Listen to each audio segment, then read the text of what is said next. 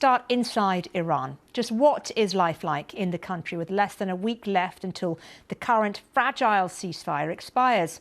Well, the BBC's chief international correspondent Lyse Doucet has made it to the capital, Tehran. Now, we should say she's reporting from Iran on the condition that none of her material is used on the BBC's Persian service.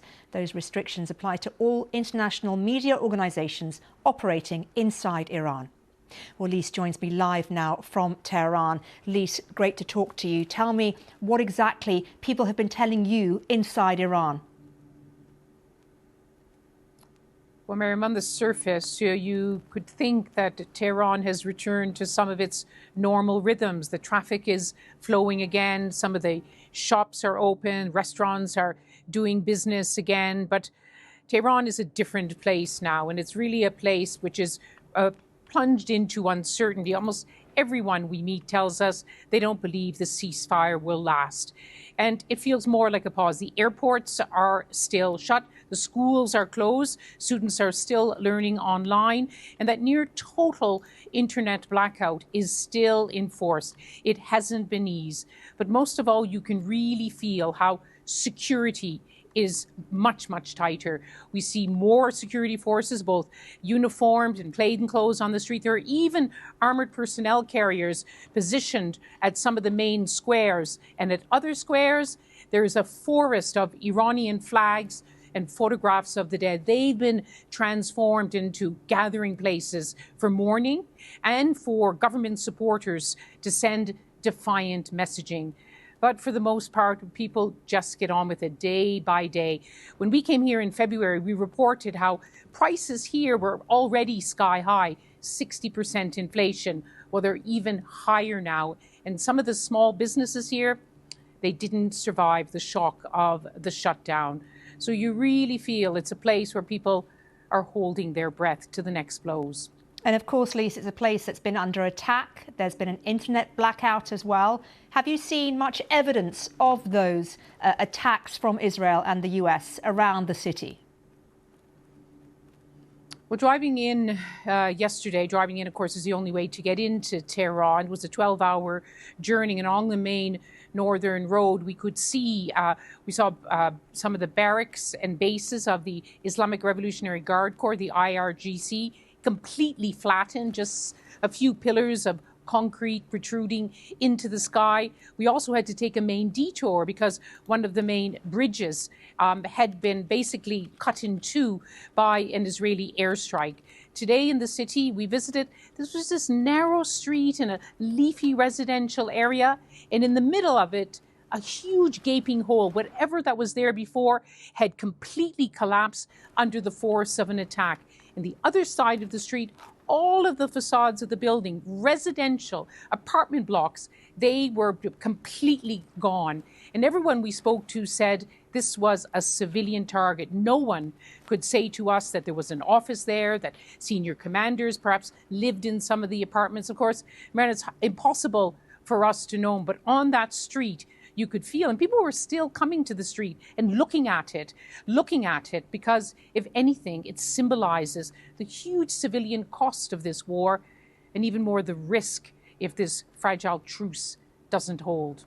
Lyse, I want to give people a bit more context about you inside Iran. We have to be very clear, don't we, with those watching. There are restrictions to what you can do and where you can go. Just talk us through those, please, if you can. Well, we need to apply for a visa, and there are not many foreign journalists who are allowed in, but there have been several before us working for British or American broadcasters who came in during the war, and then when that 5 weeks of war ended and were replaced by what was at the start a 2-week ceasefire. It's always been the case in Iran for many years that foreign journalists have to work through media houses, but we choose our own translator, our own person who's with us when we travel around. We do have to get permission anywhere we film, and I have to say it is especially important now that we are being questioned everywhere we go, because obviously, as I mentioned, security is tight, suspicion is running high, and there are some of our requests aren't fulfilled, but when we ask to go see what we think is necessary to show, most of them are granted. But we're not going freely as we would in other places, visiting families, setting up our own interviews. And quite frankly, we would also think twice about that, because we wouldn't want to put people at risk at a time when there is a lot of surveillance. But I have to say, Miriam, I know people say, well, you shouldn't go to Iran. It just affirms for us the importance of good old-fashioned journalism, being on the ground, being able to meet people face to face, and to try to get a real sense, a real feeling of what is happening here and what could happen next. Absolutely, Lyse, incredible work. One of the few, very few journalists allowed into Iran. Lyse Doucet, thank you once more. You can read more from Lyse on the BBC News website, or indeed on the BBC app. She'll be in Iran for a few days, reporting from on the ground for BBC News. Well, next to news of that ceasefire in Lebanon. President Trump says the Israeli and Lebanese leaders have agreed a 10-day truce beginning within hours. It follows 6 weeks of war in which Lebanon says more than 2,000 people have been killed from Israeli strikes and more than 1 million people forced to leave their homes. The announcement came, as many have, from the president in a post on Truth Social. Well, Donald Trump wrote that he had had excellent conversations with the president of Lebanon and the Prime Minister Netanyahu of Israel, adding, these two leaders have agreed that in order to achieve peace between their countries, they will formally begin a 10-day ceasefire at 5 p.m. US Eastern Time. That is, of course, 10 p.m. UK time, just a few hours' time from now. Well, President Trump also invited the two leaders to the White House to hold talks.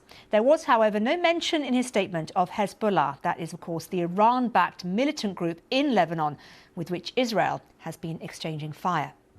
Well, earlier today, a series of Israeli strikes hit the outskirts of the southern Lebanese city of Nabatea. Israel said it was hitting Hezbollah targets. Some of the most recent attacks reportedly destroyed the last bridge between Sidon and Tyre in southern Lebanon. It's a key link connecting the south with the rest of the country. Well, early signals from Hezbollah suggest the group is likely to abide by the deal. An Israeli security official has said the Israeli military has no plans to withdraw from Lebanon during any truce, however. Well, let's cross live now to Jerusalem and our correspondent Nick Beek. Nick, what more are we hearing from the Israeli government tonight? Hi, Marianne. Well, we know at the moment the Security Council is meeting. They're going to have a vote on this ceasefire that's supposed to kick in about just over 3 hours and 20 minutes, so midnight local time here. But of course, President Trump seems to have done their work for them, hasn't he? He's announced this. He's very clear that this is going to kick in, that there will be this agreement that's been reached. And as you say, Hezbollah are indicating that they would be abiding by this ceasefire that would last for 10 days. But already we can see some real potential conflict and problems. And of course, that's to be expected with two sworn enemies. Hezbollah saying that there can be no free movement, as they put it, of Israeli troops in southern Lebanon. The thing is, there are thousands of Israeli troops there at the moment, at least 5 divisions of the IDF, the Israeli Defense Forces. And what military sources are saying tonight is that the Israelis have no intention of moving them out, moving them across the border back into Israel. So already before this has started, you can see down the line lots of potential problems which could potentially torpedo everything. Absolutely, a very fragile ceasefire like the one between Iran and the US. And we mentioned earlier that last bridge destroyed, linking the south of Lebanon with the rest of the country. What do you think that means now going forward in terms of southern Lebanon?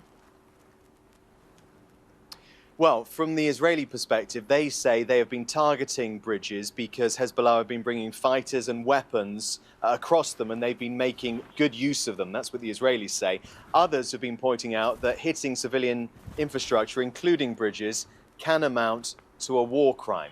Certainly the Israelis, until now, have been talking about expanding their operations. You had the Prime Minister Benjamin Netanyahu last night saying that they were going to sort of thicken, to use his word, thicken this buffer zone that they're trying to set up, trying to push back Hezbollah fighters. So, I mean, the reality is that a lot of Israelis wanted this to continue. They wanted the fight against Hezbollah to prevail, to continue, and ultimately for Hezbollah to be removed. Of course, that would be something that's incredibly difficult to do because Hezbollah, not just an Iran-based militant group, it's woven into some aspects of society in Lebanon. It's a really powerful force. So, yeah, lots of really complicated things to play out. But for now, we wait and see what happens at midnight. Good to talk to you, Nick. Thank you. Nick Beek there. Well, let's remind you the situation inside southern Lebanon. We mentioned it there with Nick. After weeks of cross-border fire between the Israeli military and Hezbollah, new satellite images obtained by BBC Verify reveal towns and villages in southern Lebanon are being levelled by Israeli demolitions. Our analysis found more than 1,400 buildings have been destroyed since the 2nd of March, based on verified visual evidence. Merlin Thomas reports. Lebanese hilltop border towns and villages, once characterised by their winding streets overlooking sweeping valleys, have turned grey from the dust and debris of explosions. BBC Verify has obtained exclusive satellite imagery and verified videos which reveal the scale of the destruction in towns and villages across southern Lebanon. Now, watch this.